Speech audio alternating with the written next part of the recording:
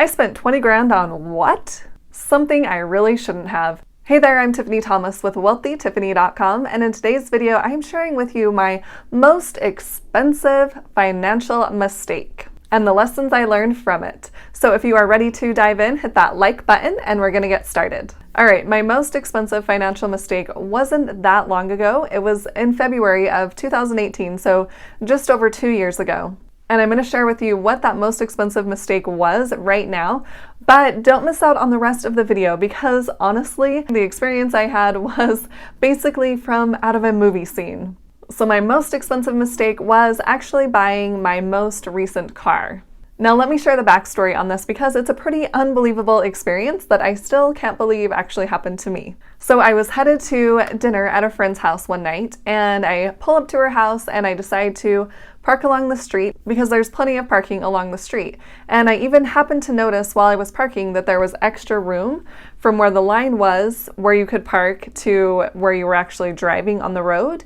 And it kind of, jutted out a little bit, so there was extra space. So I even pulled up my car further so that I would have extra space on the road and went inside, had dinner with my friends, and we kind of chatted at the door for a few minutes before I left, and we said goodbye, and I started walking down the driveway, and I just happened to glance up and I noticed this truck coming down the road, and I'm thinking, man, he is coming pretty fast for this road. The speed limit's only 35, and he continues to get closer, and I realize he's not slowing down, and he's coming right toward me, and I'm thinking, is he messing with me? Like, is he trying to play chicken with me or something?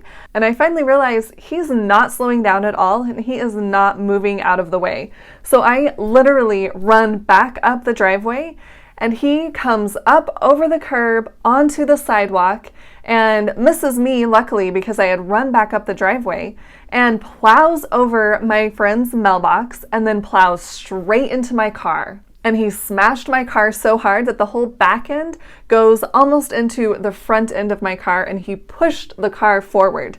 That's how hard he hit my car. And as I'm standing there thinking, oh my goodness, what just happened?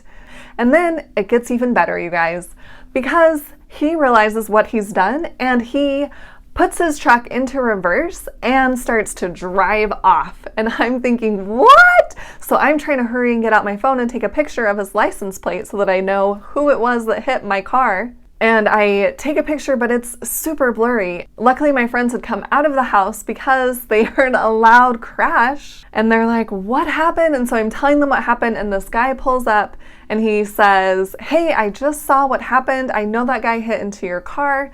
Does someone want to get into my car and we could go chase him down? And I'm thinking, yes. So I start to walk toward his car.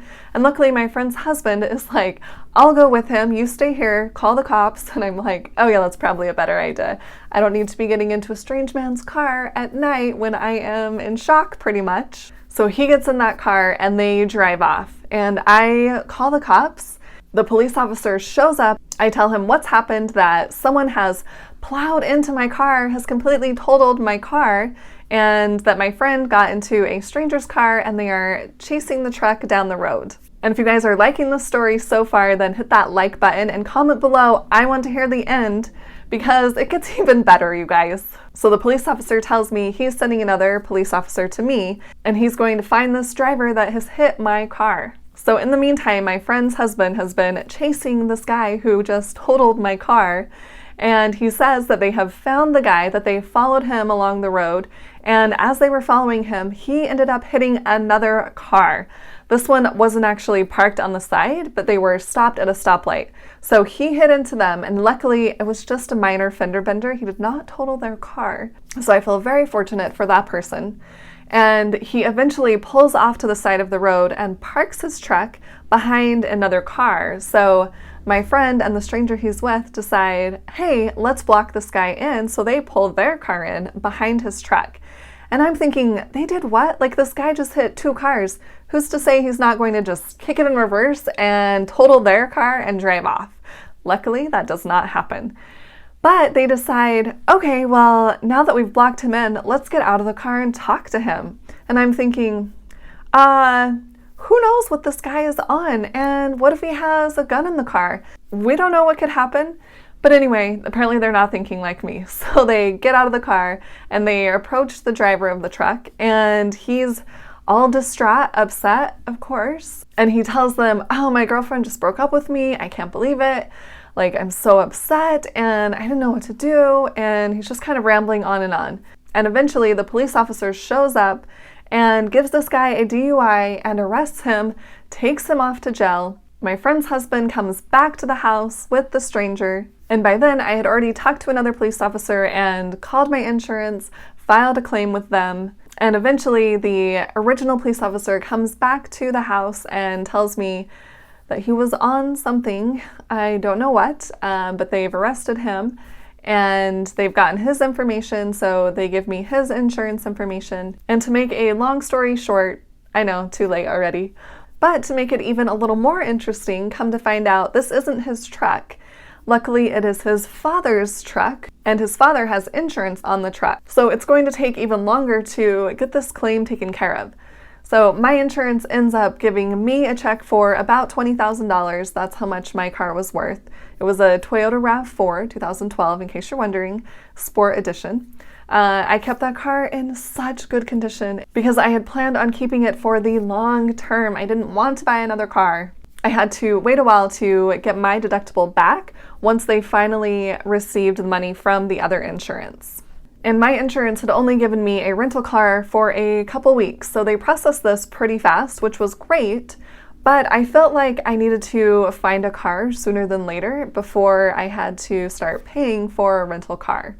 And the thing is, I had already heard about the FIRE community, the Financial Independence Retire Early community, and I was really watching my expenses, trying to become financially free at a young age. But yet, here's what happened. I started asking other people their opinions on which car they would buy, and of course, everyone is telling me, oh, you should get a nice car, like one that's really reliable, and you could get leather seats that are heated. My RAV didn't have that, although it was a great car and it did have a sunroof. And it was also paid off. That's just yet another reason I didn't want to buy a new car. Originally, I had thought, okay, yeah, I can spend maybe half of this check or even less than half and just buy a used car and not have a car payment, and I would be just fine.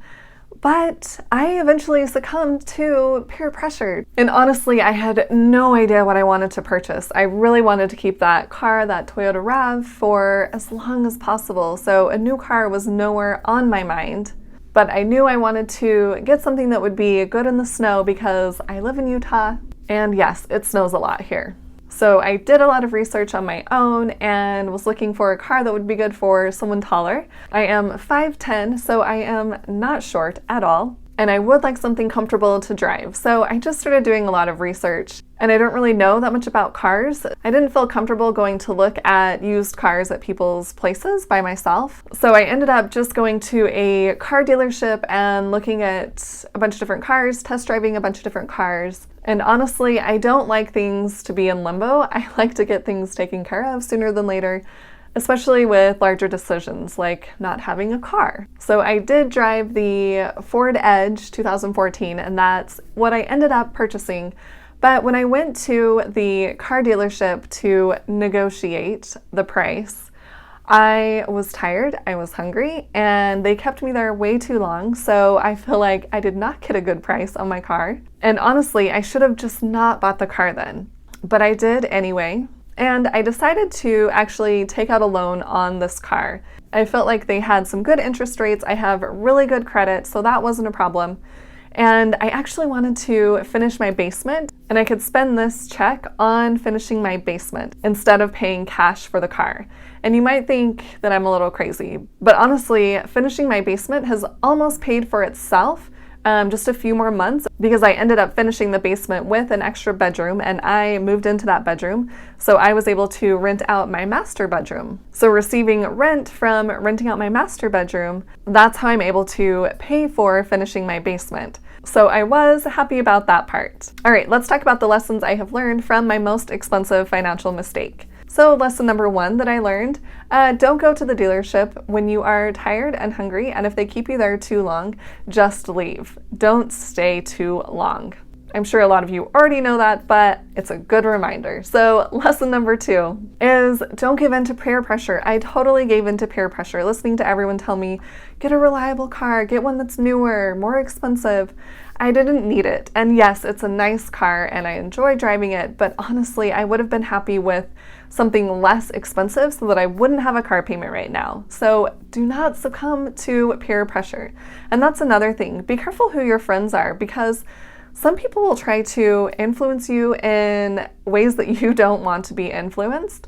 But if you have friends that are telling you, no, buy a less expensive car, it'll be better off for you in the long run, then that's great. Then you want to keep those friends around. And I'm not saying my friends are bad, we just have different views. So remember to not give in to peer pressure and get advice from those that are ahead of you on the path that you want to be on. They will be much better people to get advice from than those that are way far off the path that you want to be on. And lesson number 3, don't make large financial decisions when you feel pressure to do so or when you are making them based off of fear. Give yourself some time to really think about these large decisions.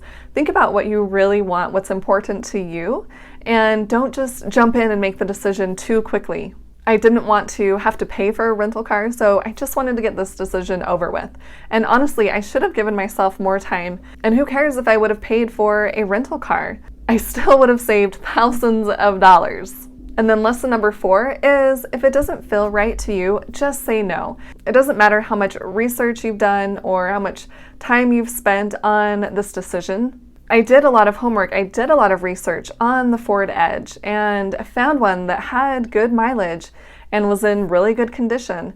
But honestly, in the end, I didn't really feel good about it, and purchasing the car wasn't the best decision that I could have made. So make sure and do that gut check before you make a big decision, especially one that is going to be an expensive decision. And if it doesn't feel right, forget about all the time or effort you've put into it and just say no. You will feel much better about your decision. And here is the last lesson that I have learned, lesson number 5.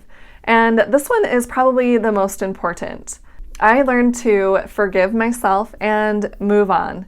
Sometimes we can really stay stuck in the past and beat ourselves up for previous decisions that we have made instead of letting go of that and forgiving yourself. And that's what I had to do. I literally said, Tiffany, I forgive you. I can learn from this mistake and move on. And I feel like that's a really important lesson, because if we are staying stuck in the past and continuing to regret our past decisions, then we're not able to progress and move forward or even focus on others and help them, because we're so caught up in, oh, I've done so much wrong and I've made bad decisions along the way. So forgiving ourselves kind of gives us that clean slate. And yes, I have a car payment that I am now paying for, but I have learned from this mistake. And believe you me, I will not make the same mistake again. And once we've forgiven ourselves, then we can share this experience with others. And that's what I'm doing, sharing this with you, hoping that you can learn from my mistake and not make the same mistake that I did. And if you feel comfortable, comment below and tell us what your most expensive financial mistake was, so that we don't have to make the same mistake, so that we can learn from one another. So purchasing my most recent car was my most expensive financial mistake. Well, that and not investing earlier. So let that be a lesson to you as well. Okay, hopefully you found this video helpful, and if you did, please hit that like button and share it with someone else who would like to hear this information. And don't forget to hit the subscribe button to subscribe to my YouTube channel. That will really help me out and we can get this content out to more people. And don't forget to hit the little bell to get notified on when I post new videos. And as a side note, if you're interested in getting 2 free stocks, Webull is doing a promotion. If you open a free account and deposit at least $100, you can get 2 free stocks valued up to $1,400. So I will leave my referral link below in the description, and you can click on that to get your 2 free stocks. Thanks so much for watching. I'll see you in the next video.